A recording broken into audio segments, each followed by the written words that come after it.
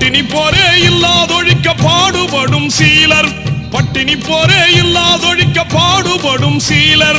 பாட்டாளி வர்க்கம் முழுமைக்கும் அவர்தான் பாசமிகு தோழர், பாட்டாளி வர்க்கம் முழுமைக்கும் அவர்தான் பாசமிகு தோழர். நாளைய சரித்திரம் எழுதும் அரசியல் நாயகர் நாயகர், காளையர் போற்றும் இளைய சமுதாய காவலர் காவலர்.